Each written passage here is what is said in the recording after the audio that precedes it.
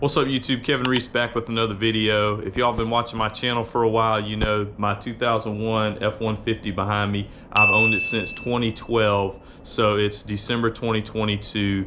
We're coming up on 11 years of ownership. Now, I had the dreaded battery light come on the other day while I was driving. Luckily for me, I have a tuner in my truck, and if y'all seen that Edge tuner that I put in, and it's got like real-time display of all your data live.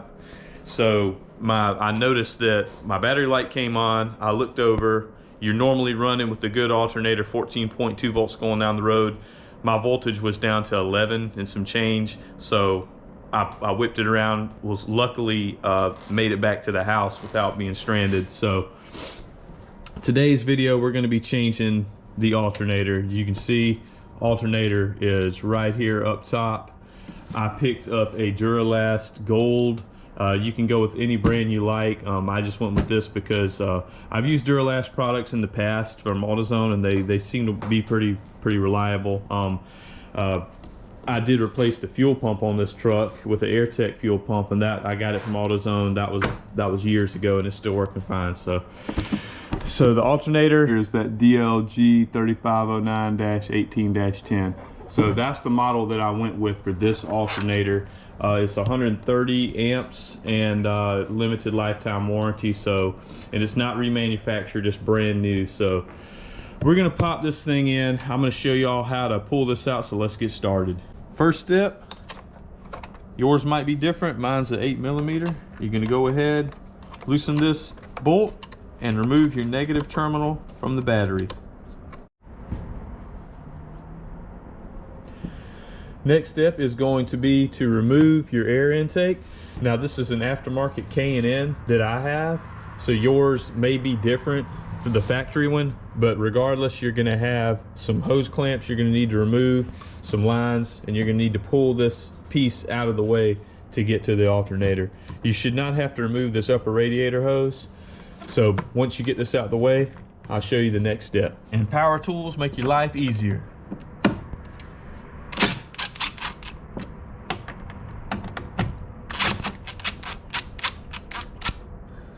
All right, so with your air intake out of the way, you can see you got a good bit more room here to work with this alternator. So what I'm gonna go ahead and do now is show y'all, if you look down here, right here, there's your tensioner pulley. You can see it's right down here. So your tensioner pulley, this is a 1/2-inch breaker bar. You can see that I've got on the tensioner pulley right down here. It fits in right on the front, and you just pull forward this way, and it's gonna remove tension,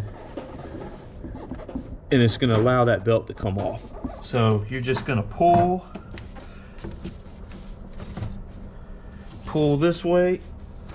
You see it's gonna break some of the tension here. A breaker bar will make things even easier. So get a big breaker bar on it like that.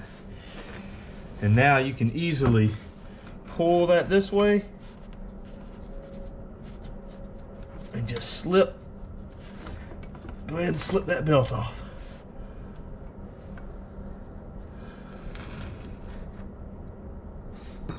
All right.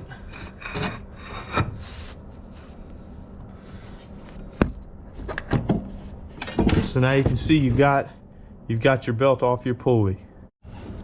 Now you got 1, 2, 3 10mm bolts. Also, you have one here and one right here as well. We're gonna start by removing this bracket at the top, and then we'll get the bottom too. All right, so I went ahead and removed the top bolts with my impact and pulled that bracket off. And I want y'all to see the bottom bolts here are considerably longer than the top bolts, so you can keep them apart that way. But you got the alternator, you can see I've got one bolt out here. I've got to get the other one out. Now some of these are notched, these are not, so you do have to take the bolt all the way out. Some alternators, they have a notch. All you have to do is loosen them, and you lift them up, and when you set it back down on top, and it just fits that way. These, you actually have to remove the whole bolt. So we're going to remove this other bolt here, and right now you can see this alternator is loose. So we're going to go ahead and pull this bottom bolt out and flip it over, and we'll swap them out. And you see, once you got your alternator off, you got various connectors. I went ahead and pulled this one off, 10mm right here on the top. And it looks like you got a clip. Clips in right here. You may need a small flathead screwdriver to get off. It looks like down on the inside. Yeah, so I'll get a little small flathead. Looks like a small flathead for this one here as well, as you can see in here. And then we can get this alternator out and put the new one in. So small flathead, I'll show y'all how we'll work these off. This one here right in front of us, I can get right down here and I can pull up, and then pull this back. This is gonna be the trick here. Pull up.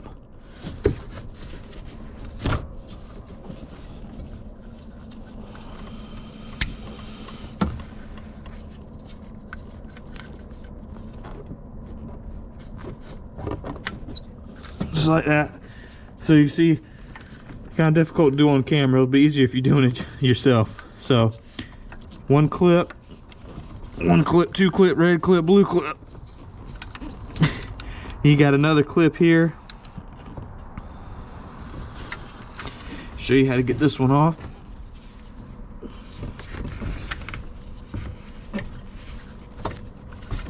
You heavy bitch. So this one here, you can kind of come in from the side. Like I said, this is easier said than done, y'all. You kind of right down here from the front, kind of pull back and wiggle.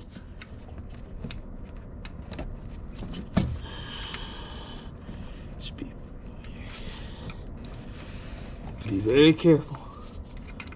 Very careful. There we go. She's free. So with all those out of the way, set your tool to the side, don't drop it. All your connectors free, and we can pull this alternator up and out. All right, so first thing I would do once you get your other one out, just anytime you're replacing something, look at your original, look at all your bolt holes, compare it to your new part, make sure everything looks the same. So you can see here, Motorcraft, this has been in here, this is a 2001, it's 2022 now, so over 20 years old truck. Motorcraft alternator. All right, so this looks like the original one, so it's lasted a long time. Now all your connectors look exactly the same, so everything looks the same on here. The next thing you want to check is flip it over, and you want to make sure, and I've already confirmed this before when I got it, but you want to make sure some of these have a 6 groove and an 8 groove pulley. So you want to make sure you do have an 8 groove pulley. As you can see here, you got your grooves. You see here, you got the same amount on this one as you do this one. So those are both the same. We shouldn't have any problems putting this in and hooking it up. Here's your bolt here, everything looks exactly the same. It's like even the same size. I do like on the Motorcraft though that this is gold. Gold is a better conductor of electricity. So I do like that on this particular piece. Now there's nowhere for me to change that. I could take the bolt off. I could take this nut off because it looks like the same exact nut. And that's just being particular, but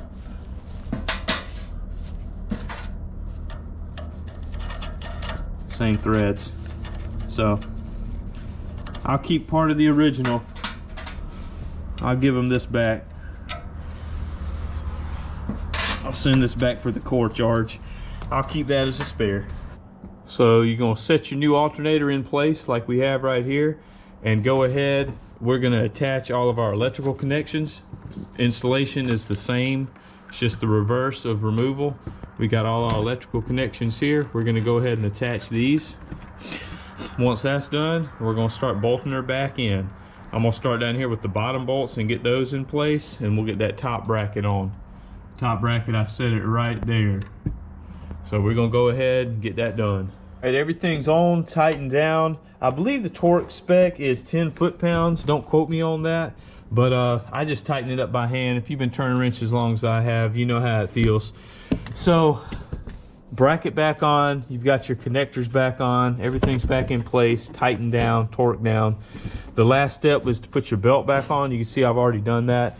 Like I said, 1/2 inch here, and with the breaker bar, you can see, I mean, it does not take much force at all. I'm able to pull this by hand, and I actually put it on, and I was actually able to roll it right up over the top of the alternator with having it on everything else. So everything else that it should be hooked to, it was hooked to, and I had no issues, so thank God for that. So now the only thing we're left to do is to put your intake back on, which we're gonna go ahead now, and I'll show y'all how to do that. Y'all can see here, this is my K&N setup that I've had. Like I said, it's different than your factory. So I'm gonna hook it back up now. Like I said, yours is gonna be different if you have your factory forward intake. Like I said, this is aftermarket. So I'm gonna hook all this back up, and moment of truth, we'll start this thing up and see if she's charging. I'll show y'all how to check. All right, y'all, so we got her all put back together. Brand new shiny alternator down here, 130 amp, ready to rock and roll. Like I said, if y'all don't know, I didn't do a video, but I did install, I've got lights and siren on my truck now, so I think that's one of the reasons this alternator finally gave out on me, is I'm drawing a lot more current than I used to be, because I do have full lights and siren all the way around. Last thing you want to do, now I'll go ahead and say this again because some people might forget. With the battery, you always, your positive terminal right here, you can see by the red and the positive, this is always the first on and the last off. And I'll say that again, first on, last off. So you can see here, you took your negative off. So all we're gonna do, we're gonna pop this back on, we'll get a little spark. Didn't get much of one. Make sure it's back on there good, y'all. A loose battery terminal will cause you so many issues you will not know. You'll be scratching your head trying to figure out what's going on. Check your terminals. You can see here, I always use terminal protector pads. They also make battery terminal protector. You can see it, this kind of redness that's around here. You spray that on, it keeps corrosion and stuff away. Make sure your posts aren't corroded. You can see here I've got some lead posts, some shims that I put in to keep it tight, especially on this ground over here. So that's down on there nice and tight, and you just want to snug that baby up. You want it tight.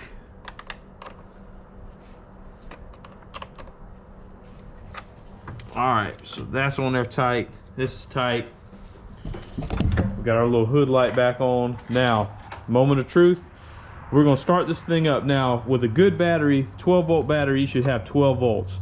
When it is charging, if you have a good charging system, i.e. alternator, you should have 14 volts.